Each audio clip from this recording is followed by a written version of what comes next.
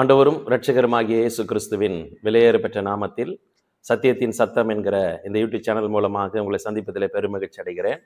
இன்றைக்கு நாம் தியானிக்க இருக்கிற செய்தியுடைய தலைப்பு மேலான ஆசீர்வாதங்கள் என்கிற தலைப்பிலே உங்களோடு கூட கர்த்தருடைய வார்த்தையை நான் பகிர்ந்து கொள்ள விரும்புகிறேன். ஆசீர்வாதம் என்று சொன்னாலே அநேகர் நினைப்பது என்னவென்று சொன்னால் பணம், செல்வ செழிப்பு இவைகளைத்தான் ஆசீர்வாதமாக நினைக்கிறார்கள். கிறிஸ்தவத்திலும் அநேக போதகர்கள் பணத்தையே பெரிய ஆசீர்வாதம் என்று சொல்லி அதை முன்னிறுத்தி போதிக்கிறதையும் நம்மால் பார்க்க முடிகிறது. இந்த பணத்தை குறித்து அதிகமாக போதிக்கிறவர்களை நீங்கள் உற்று கவனித்தால் உங்களுக்கு நன்றாக தெரியும். அவர்கள் பழைய ஏற்பாட்டில் இருக்கிற பல பகுதிகளை அவர்களுக்கு தங்களுக்கு சாதகமாக பயன்படுத்தி கொண்டு பணம்தான், செழிப்பு தான், சொத்து சுகம்தான் மேலான ஆசீர்வாதம், தேவன் கொடுக்கிற ஆசீர்வாதம் என்று சொல்லி அவர்கள் பிரசங்கிக்கிறதை நீங்கள் நன்றாக கவனிக்க முடியும். குறிப்பாக ஆபிரகாமை குறித்து அதிகமாக போதிப்பார்கள். ஆபிரகாமை தேவன் அழைத்தார், ஆபிரகாமை செல்வந்தனாக மாற்றினார் என்று போதிப்பார்கள். ஆனால் அதில் ஒரு மிகப்பெரிய தவறு இருக்கிறது. ஆபிரகாமை தேவன் தெரிந்து கொள்வதற்கு முன்பாக, அழைப்பதற்கு முன்பாகவே ஆபிரகாமுடைய குடும்பத்தார் மிகப்பெரிய ஒரு செல்வந்தர்களாக இருந்தார்கள் என்று சரித்திரம் சொல்லுகிறது. ஆகவே தங்களுடைய அந்த பண ஆசையை தூண்டுகிற, செல்வ செழிப்பின் ஆசையை தூண்டுகிற போதனைக்கு ஒப்ப உதவியாக வேத வசனங்களை தவறாக புரிந்து கொண்டு போதிக்கின்ற ஏராளமான போதகர்கள் காணப்படுகிறார்கள். ஆகவே நாம் இதிலே கவனமாக இருக்க வேண்டியது மிக மிக அவசியமான ஒன்றாக இருக்கிறது. பழைய ஏற்பாட்டில் இருக்கிற சம்பவங்கள் தேவையில்லையா? அப்படி என்றால் பழைய ஏற்பாடு தவறா என்று ஒரு சிலர் நினைக்க தோன்றும். கவனிக்க வேண்டும், பழைய ஏற்பாட்டின் சத்தியங்களை புதிய ஏற்பாட்டின் வெளிச்சத்திலே நாம் தியானிக்கிற போது, உள்வாங்குகிற போது அது மிகப்பெரிய ஒரு ஆசீர்வாதமாக அது காணப்படும். அப்படித்தான் வேதம் நமக்கு போதிக்கிறது. அங்கொன்றும் இங்கொன்றுமாக எடுத்து நான் சொல்லுகின்ற காரியத்தை சாதிக்க நினைப்பது தவறான ஒரு போதனையாக காணப்படுகிறது. வேதத்தினுடைய முழுமையான போதனையை நாம் என்ன செய்ய வேண்டும்? நன்றாக சோதித்து பார்க்க வேண்டியது அவசியமாக இருக்கிறது. தேறின வேத பாரகன் பழையவைகளில் இருந்தும் புதியவைகளிலிருந்தும் எடுத்து காண்பிக்கிறான் என்று ஆண்டவராகிய இயேசு சொல்லுகிறதை நம்மால் பார்க்க முடியும். ஆகவே வேதத்தினுடைய முழுமையை நாம் புரிந்து கொண்டு ஒரு காரியத்தை குறித்து பேசுவதும் விசுவாசிப்பதும் மிக நன்மையான காரியமாக அது காணப்படுகிறது. ஆகவே அப்படி என்றால் தேவன் தன் மக்களை ஆசீர்வதிக்கவில்லையா அப்படின்னு சொன்னா, தேவன் ஆசீர்வதிக்கிறார்.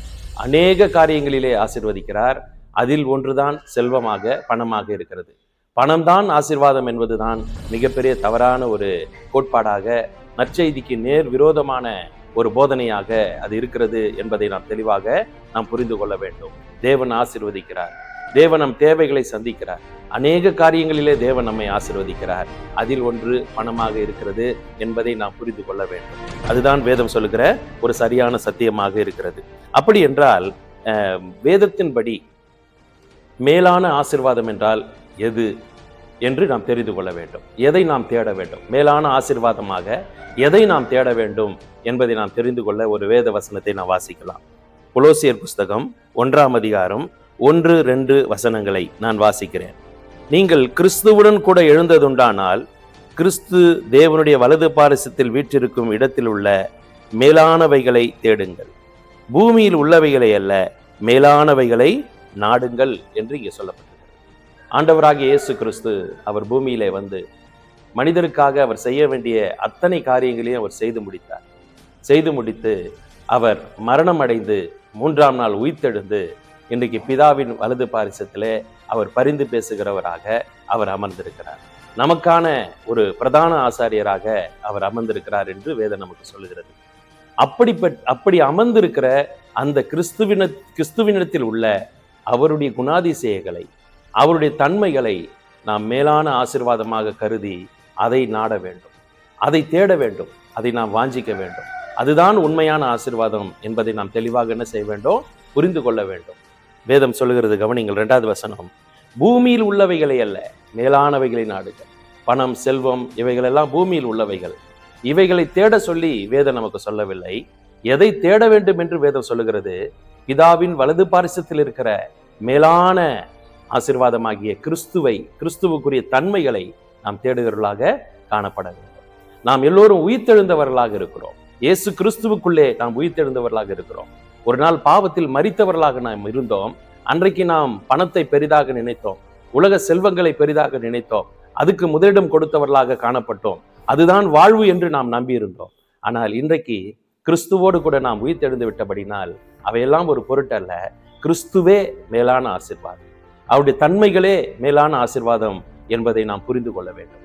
அதுதான் ஒரு சரியான ஒரு கிறிஸ்தவனுடைய மனநிலை, அதுதான் ஆவிக்குரிய மனநிலை என்பதை நாம் தெளிவாக புரிந்து கொள்ள வேண்டும். அடுத்ததாக, எது ஆசீர்வாதம், எது மேலான ஆசீர்வாதம், எப்படிப்பட்ட தன்மைகள் மேலான ஆசீர்வாதமாக காணப்படுகின்றன?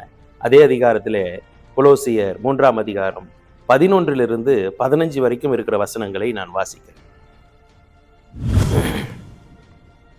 அதிலே கிரேக்கன் என்றும் யூதன் என்றும் இல்லை, விருத்த சேதனம் உள்ளவன் என்றும் விருத்த சேதனம் இல்லாதவன் என்றும் இல்லை, புறஜாதியான் என்றும் புறதேசாத்தான் என்றும் இல்லை, அடிமை என்றும் சுயாதீனன் என்றும் இல்லை, கிறிஸ்துவே எல்லாரிலும் எல்லாமா இருக்கிறார். மேலான ஆசீர்வாதங்களில் முக்கியமானது எதுவென்று சொன்னால், பாரபட்சம் இல்லாதது, பாகுபாடு அற்றது, பிரிவினையற்றது, ஏற்றத்தாழ்வு இல்லாமல் எல்லா மனிதரையும் ஒன்றுபோல் நேசிக்கிற ஒரு குணாதிசயம்தான் மேலான ஆசீர்வாதங்களில் முக்கியமானதாக இருக்கிறது. அதைத்தான் இங்கே பவுல் குறிப்பிடுகிறார். கிரேக்கன் என்றும் இல்லை, யூதன் என்றும் இல்லை என்று சொல்லுகிறார். ஆகவே இப்படிப்பட்ட மனநிலை, இந்த ஆசீர்வாதத்தை நீங்கள் தேடுகிறீர்களா, நீங்கள் விரும்புகிறீர்களா? அப்படி என்றால் நீங்கள் கிறிஸ்துவோடு கூட உயிர்த்தெழுந்தவர்களாக இருக்கிறீர்கள் என்பது உண்மையாக இருக்கிறது. அடுத்தது, ஆகையால் நீங்கள் தேவனால் தெரிந்து கொள்ளப்பட்ட பரிசுத்தரும் பிரியருமாய் உருக்கமான இரக்கத்தையும் தயவையும் மனத்தாழ்மையையும் சாந்தத்தையும் நீடிய பொறுமையும் தரித்து கொள்ளுங்கள். உங்களிடத்துல நீடிய பொறுமை இருக்கிறதா, மனத்தாழ்மை இருக்கிறதா? அப்படி என்றால் நீங்கள் உயிர்த்தெழுந்த கிறிஸ்துவோடு கூட வாழ்கிறீர்கள். அந்த ஆசீர்வாதத்தை நீங்கள் என்ன பண்ணிருக்கிறீங்க, பெற்றிருக்கிறீர்கள் என்பதை நீங்க என்ன செய்யலாம், அறிந்து கொள்ளலாம். அப்போ நம் மேலான ஆசீர்வாதமாக எதை நினைக்க வேண்டும் என்று சொன்னால், கிறிஸ்துவிடத்தில் உள்ள குணாதிசயம் அல்லது கிறிஸ்துவினுடைய சுபாவம், இவைகளை மேலான ஆசீர்வாதமாக நாம் நினைக்க வேண்டும். அதை நாடி தேடுகிறவர்களாக நாம் இருக்க வேண்டும். இரண்டாவதாக, உருக்கமான இரக்கம், மனத்தாழ்மை, இவைகளை குறித்து பார்த்தோம். அடுத்தது, ஒருவரை ஒருவர் தாங்கி, ஒருவர் பேரில் ஒருவருக்கு குறைபாடு உண்டானால் கிறிஸ்து உங்களுக்கு மன்னித்தது போல ஒருவருக்கு ஒருவர் மன்னியுங்கள். கிறிஸ்துவே நமக்கு மையமாக இருக்கிறார், முதன்மையானவராக இருக்கிறார். கிறிஸ்துவே நமக்கு அடையாளமாக, உதாரண புருஷராக அவர் இருக்கிறார், நம்முடைய அடிச்சுவடாக அவர் இருக்கிறார் என்பதை நாம் தெரிந்து கொண்டு அவர் மன்னித்தது போல மன்னிக்கிற பக்குவத்தை உடையவர்களாக நாம் காணப்பட வேண்டும். இது மேலான ஆசீர்வாதம். அடுத்தது, இவை எல்லாவற்றின் மேலும் பூரண சர்க்குணத்தின் கட்டாகிய அன்பை தரித்து கொள்ளும். இப்படிப்பட்ட குணாதிசயம் நிறைய காரியங்கள் வேதம் முழுவதுமே பரவலாக சொல்லப்படுகிறது, மேலான ஆசீர்வாதமாக சொல்லப்படுகிறது. இந்த ஆசீர்வாதங்களை எல்லாம் நாம் கட்டாயத்தின் பேரில் அல்ல, அன்பின் பேரிலே செய்ய வேண்டும். தேவன் மீது இருக்கிற அன்பின் மிகுதியினாலே கை கொண்டவர்களாக நாம் செய்கிற போது அதுதான் உண்மையான செயல்பாடாக கருதப்படுகிறது. கட்டாயத்தின் பேரிலோ அல்லது ஒரு பயத்தின் பேரிலோ நாம் இதை கை கொள்ளவே முடியாது. தேவன் மேல் இருக்கிற அன்பினாலே நாம் செய்கிற போது நாம் மேலான ஆசீர்வாதம் உடையவர்களாக நாம் வாழ முடியும். ஆம் அருமையானவர்களே, இப்படிப்பட்ட தன்மைகளை நாம் நாடி தேடுகிறவர்களாக நாம் வாழ வேண்டும்.